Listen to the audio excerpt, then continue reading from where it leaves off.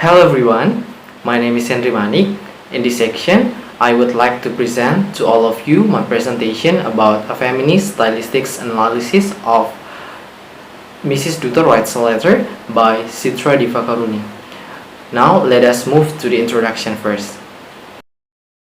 Here is Chitra Divakaruni. She was born on July 29, 1956 in Calcutta, India, into a traditional middle-class Indian family. She is a poet, novelist, and short story writer. Her works are widely known for portraying the immigrant Indian woman. Many awards and honors have been given for her remarkable works.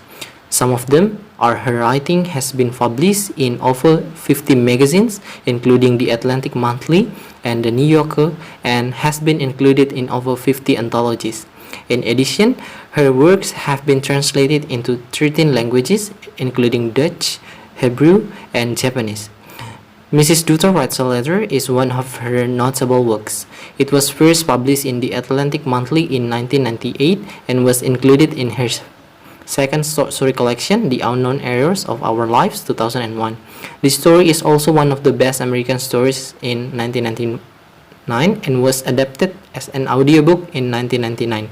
It is available on 4 audio cassettes from Mariner Books. The purpose of this research is to find out how do the women characters in the short story differ from the men, and the accompanying result inquiries are likewise to answer the 2 following questions. Feminist Stylistics is a framework that established itself as a branch of stylistics in the late 1970s and early 1980s. The purpose of this approach is to explore the ways in which literature expresses a decidedly female consciousness. It shows how linguistic details can be scrutinized for gender discrepancies. It also understands that there is a connection between the structure of language and the social structure.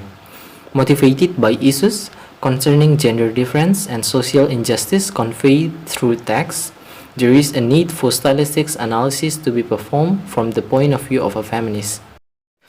Mills organizes what she refers to as a toolkit by dividing her questions according to different levels of analysis.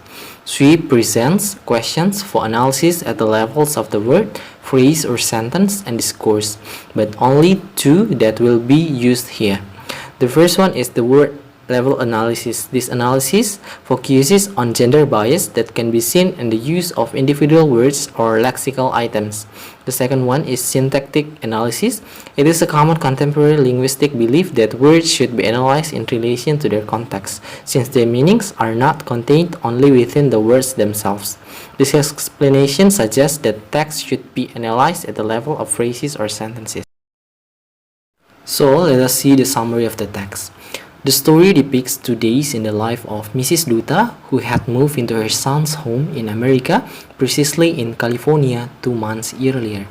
The story explores the culture shock that is faced by her who have made immigrations.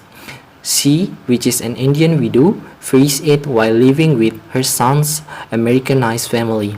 She dreams of living with her son comfortably, but everything turns opposite. She is shocked at the customs of Americans, which frequently clash with her own traditional Indian upbringing. She is not appreciated by her daughter-in-law, and there is rare talkings with her son. Throughout the story, Mrs. Dutta tries to answer her Calcutta's friend's question of whether she is happy or not there, but always keeps putting it aside. However, after a series of cultural conflicts, at the end she gains the strength to be honest that she feels unhappy there. Here are the data from the 2 female characters which are used for the analysis. Based on the analysis, here are some points that can be found. She strongly keeps the Indian culture that has been inherited to her. In India, women are expected to serve the family, to put their own need last, and above all, to be subservient to their husbands and other men. In the text, Indian males perform differently from females. On one part of the story, the narrator tells that she never, through the 42 years of marriage, addressed Sagar's father by name. Women are expected to live with a man and not on their own. And Indian women also should never show their sadness or even feeling in front of others, especially her own husband.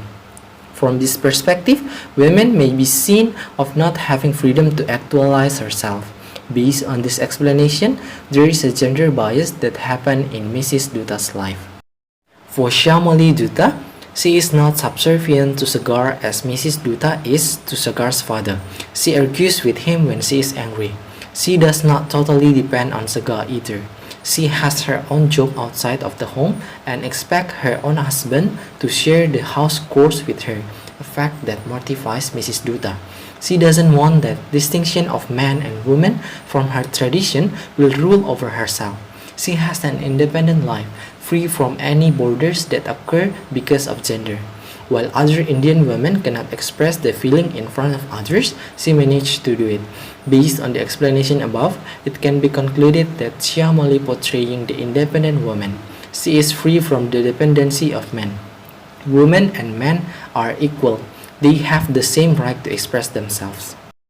Now we move to the male character, Sagar Dutta. She was married to Shyamali through a traditional arranged marriage.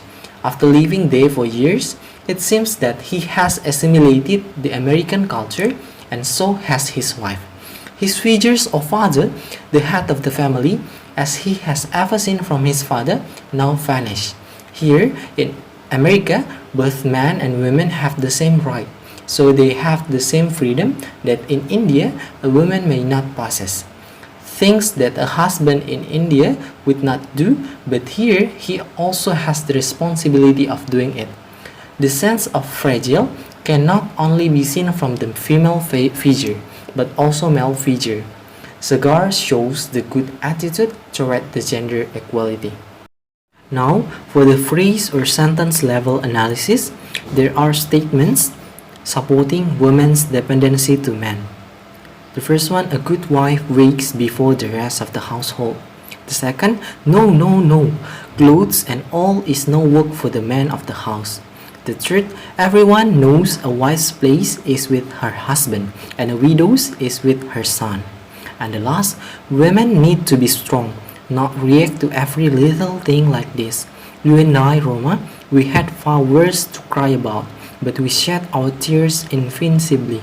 We were good wives and daughters-in-law, good mothers, dutiful, uncomplaining, never putting ourselves first. In addition to the previous explanation, there is also a statement that promotes a woman's independence.